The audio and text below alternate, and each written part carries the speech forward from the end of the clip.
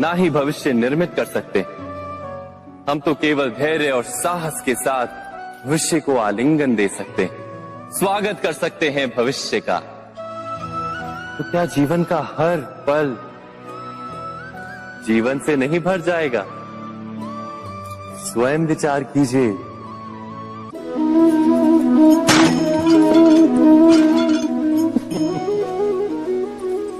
कभी कभी कोई घटना मनुष्य के जीवन की सारी योजनाओं को तोड़ देती और मनुष्य उस आघात को अपने जीवन का केंद्र मान लेता। पर क्या भविष्य मनुष्य की योजनाओं के आधार पर निर्मित होते हैं? नहीं।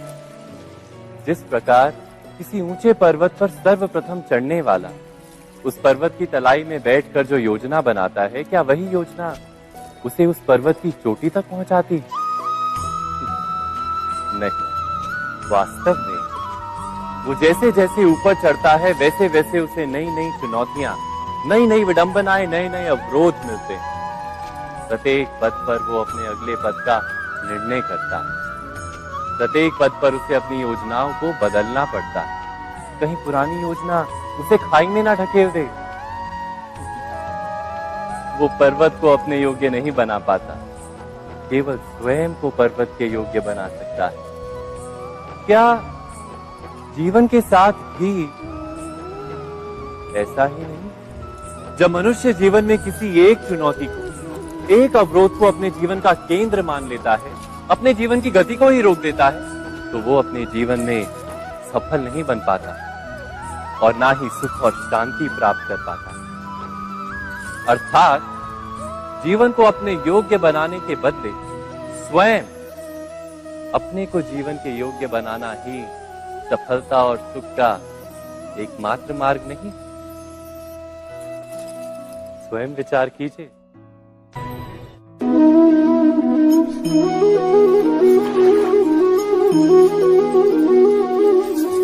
पिता सदा ही अपने संतान के सुख की कामना करते हैं, उनके भविष्य की चिंता करते रहते हैं। इसी कारणवश सदा ही अपने संतानों के भविष्य का मार्ग स्वयं निश्चित करने का प्रयत्न करते रहते हैं। जिस मार्ग पर पिता स्वयं चला है, जिस मार्ग के कंकर पत्थर को स्वयं देखा है, मार्ग की छाया, मार्ग की धूप को स्वयं जाना है, उसी मार्ग पर उसका पुत्र भी चले, यही इच्छा रहती है हर पिता की। निस्संदेह उत्तम भावना है ये, किंतु 3 प्रश्नों के ऊपर विचार करना हम भूल ही जाते हैं। कौन से प्रश्न? प्रथम प्रश्न, क्या समय के साथ प्रत्येक मार्ग बदल नहीं जाते? क्या समय सदा ही नई चुनौतियों को लेकर नहीं आता? तो फिर बीते हुए समय के अनुभव नई पीढ़ी को किस प्रकार लाभ दे सकते हैं? दूसरा प्रश्न, क्या प्रत्येक संतान अपने माता पिता की छवि होता है?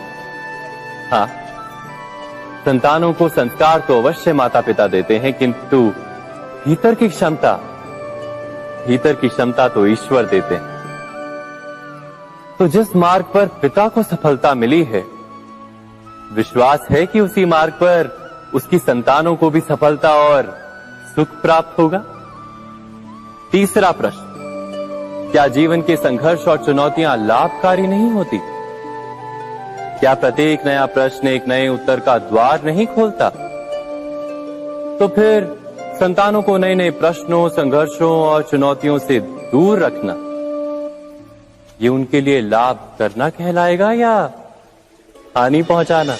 अर्थात जिस प्रकार संतान के भविष्य का निर्माण करने के बदले उसके चरित्र का निर्माण करना श्रेष्ठ है, वैसे संतानों के जीवन का मार्ग निश्चित करने के बदले उन्हें नए संघर्षों के साथ जूझने के लिए मनोबल व ज्ञान देना अधिक लाभदायक नहीं होगा?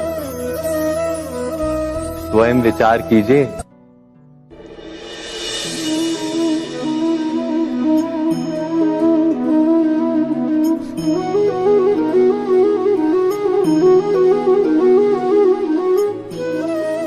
जीवन का हर क्षण निर्णय का क्षण होता है। प्रत्येक पद पर दूसरे पद के विषय में कोई निर्णय करना ही पड़ता है और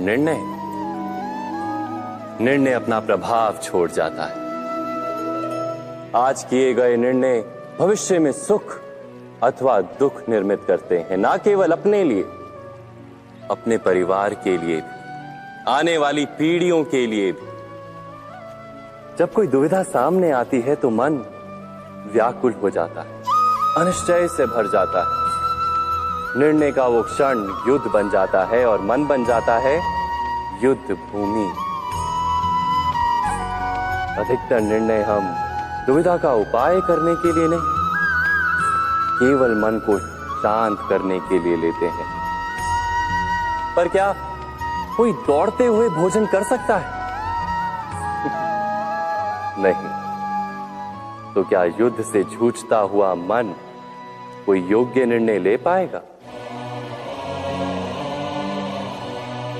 वास्तव में शांत मन से जब कोई निर्णय करता है तो अपने लिए सुखद भविष्य बनाता है, किंतु अपने मन को शांत करने के लिए जब कोई निर्णय करता है तो वो व्यक्ति भविष्य में अपने लिए कांटों भरा वृक्ष लगाता है।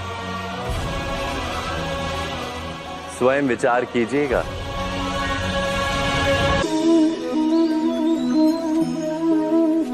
सबके जीवन में ऐसा प्रसंग अवश्य आता है कि सत्य कहने का निश्चय होता है हृदय में, किंतु मुख से सत्य निकल नहीं पाता।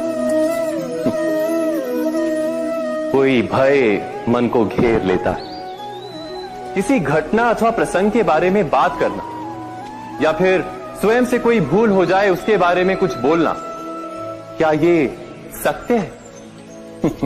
नहीं, ये तो केवल तथ्य है। अर्थात जैसा हुआ था वैसा केवल बोल देना सामान्य सी बात है, किंतु कभी कभी उस